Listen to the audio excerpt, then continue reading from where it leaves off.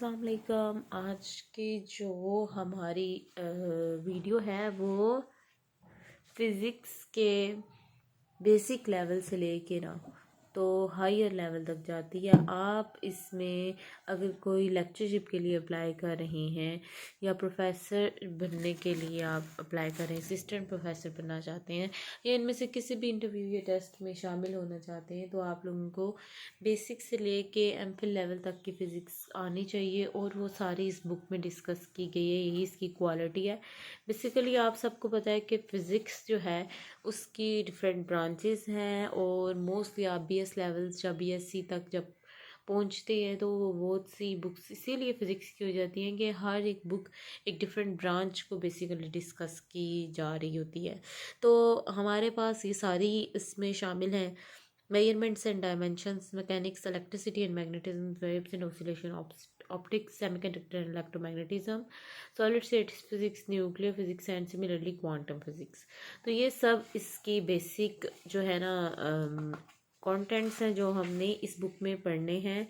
तो हम आ जाते हैं सबसे पहले क्वांटम मैकेनिक्स के कॉन्सेप्ट्स के ऊपर। 217 पेज क्वांटम मैकेनिक्स के कॉन्सेप्ट देखते हैं कि क्वांटम मैकेनिक्स को यहाँ से किस तरह से डिस्कस किया गया है, ताकि हम अगर किसी टेस्ट में क्वांटम मैकेनिक्स से रिलेटेड हम करना चाह रहे हैं तो हम उसमें इजीली इसको कर सकें। तो ये आपका आ गया क्वांटम मैकेनिक्स का portion. Basically the thing is कि आपको बेसिक यहाँ मिलेगा तो आपको इस वजह से इजी रह जाएगा चीज़ों को अंडरस्टैंड करने में। हम क्वांटम मैकेनिक्स की तरफ आते हैं। अब क्वांटम मैकेनिक्स में हमारे की पॉइंट्स क्या है, हम उनकी तरफ पहले जाएंगे कि हम इस पोर्शन में डिस्कस क्या करने लगे।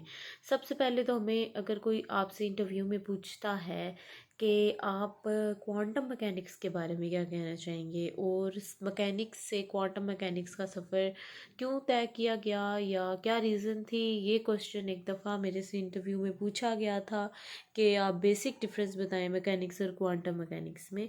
तो वो भी यहाँ पर डिस्कस किया गया है कि आप मैकेनिक्स, जब क्लासिकल मैकेनिक्स की बात करते हैं तो हम बड़े बड़े ऑब्जेक्ट्स को स्टडी करते हैं, ऐसी बॉडीज़ जो माइक्रोस्कोपिक हैं उनको। लेकिन जब हम क्वांटम मैकेनिक्स की तरफ आते हैं तो हम एटॉमिक लेवल पे बात करते हैं। सबसे मेन डिफरेंस तो इसमें यही है मैकेनिक्स और क्वांटम मैकेनिक्स पे। बाकी पॉइंट्स पढ़ते हैं और फिर हम इसको देखते हैं कि इसमें हम फर्दर क्या कर सकते हैं नॉलेज में अपना इजाफा। जी, तो की पॉइंट्स हमारे पास अभी जो हैं वो ये हैं कि quantum mechanics explains the behaviour of matter and it's interaction with energy on the scale of atoms and सब एटॉमिक पार्टिकल्स। सो मैंने ये पहले ही बता दिया था कि एटॉमिक लेवल पे जब हम बात करते हैं तो हम क्वांटम मैकेनिक्स की बात करते हैं कि एनर्जी का इंटरेक्शन क्या है मैकेनिक्स मैटर के साथ। बेसिकली फ़िज़िक्स हमारे पास बयान ही यही चीज़ करती है कि what is the relationship between energy and matter.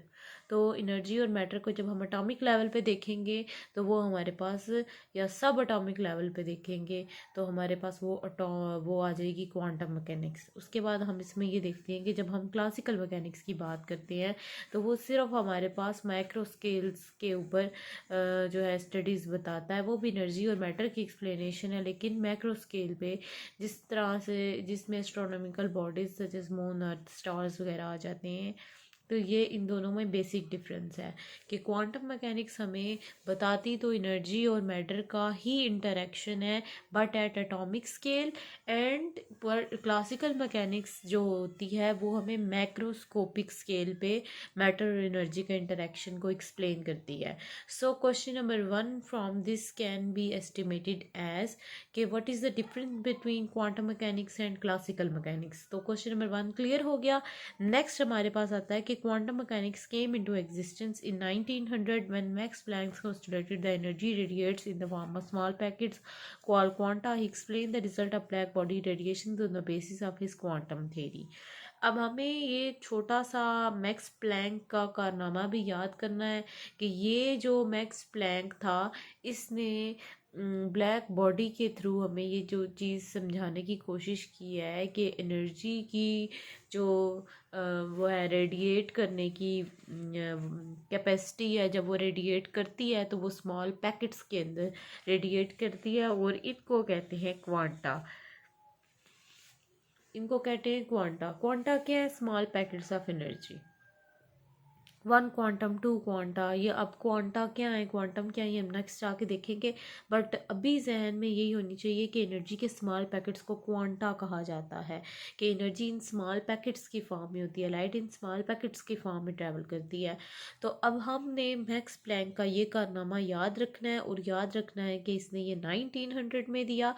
उसके बाद हमारे पास ये जो बेसिक चीज़ थी, ये बुनियाद बनी है क्वांटम मैकेनिक्स की। ठीक है, नेक्स्ट हमारे पास आ जाता है एल्बर्ट आइंस्टाइन ने इस बारे में क्या किया। टुक फर्दर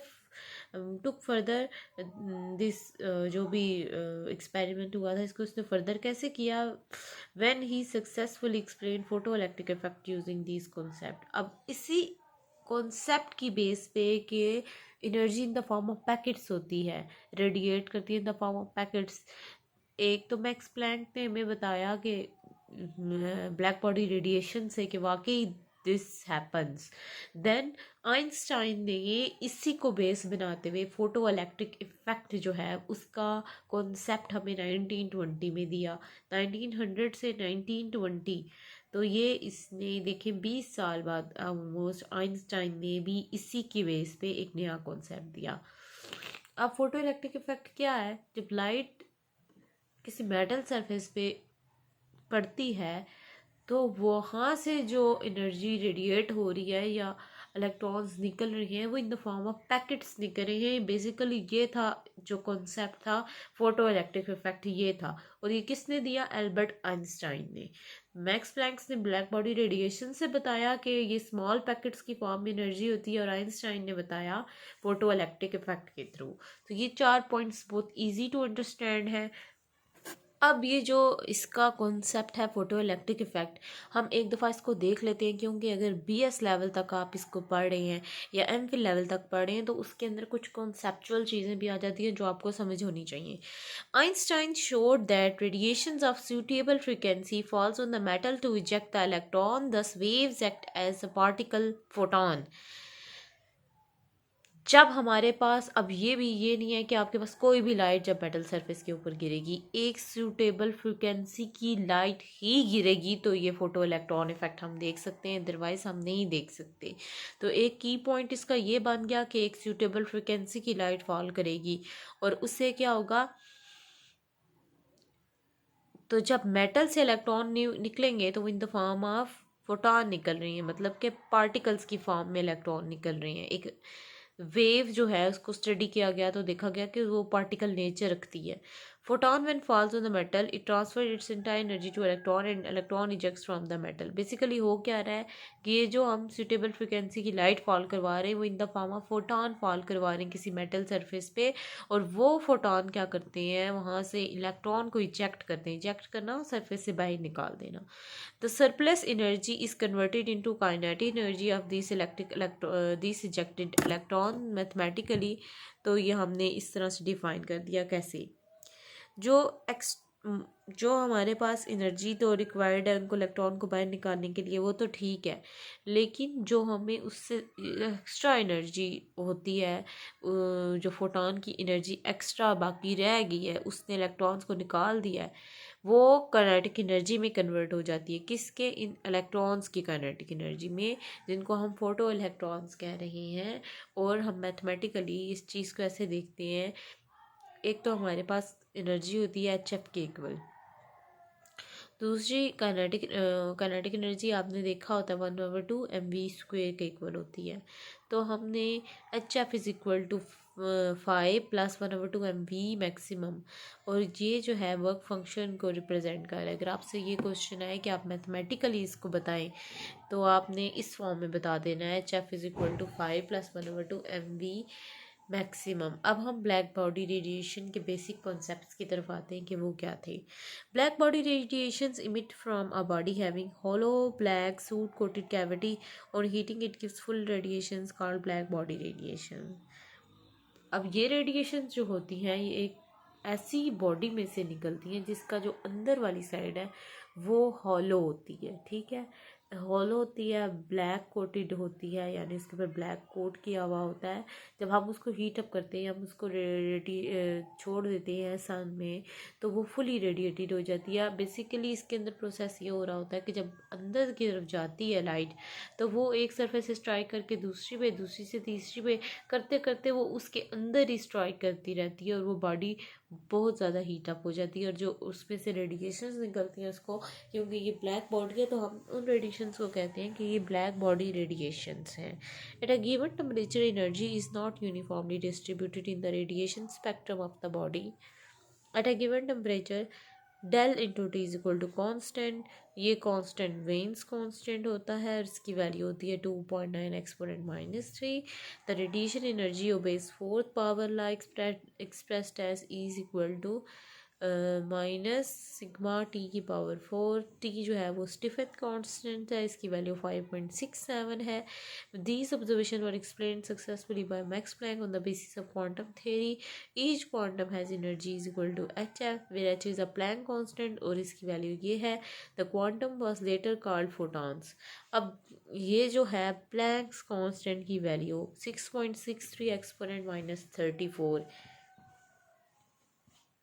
ये याद होनी चाहिए। उसके बाद हमें थोड़ा सा ये पता होना चाहिए कि जब हम ब्लैक बॉडी रेडिएशन को स्टडी करते हैं उसके स्पेक्ट्रम को, तो जो वेवलेंथ और मैक्सिमम वेवलेंथ जो जिस भी उसका आता है, मतलब अगर हमारे पास रेड लाइट है, ब्लू लाइट है, या सिमिलरली जो भी डिफरेंट वेवलेंथ की लाइट्स होती है ना, तो जो हमारे पास मैक्सिमम वेवलेंथ की लाइट होती है उसको जब हम टेम्परेचर से मल्टीप्लाई करते हैं, तो वो जो हमारे पास कांस्टेंट आती है वैल्यू, उस कांस्टेंट को हम वेन्स कांस्टेंट कहते हैं और उसकी वैल्यू 2.9 एक्सपोनेंट -3 एम के इक्वल होती है। इसी तरह से हम कहेंगे कि radiation energy obeys fourth power ला।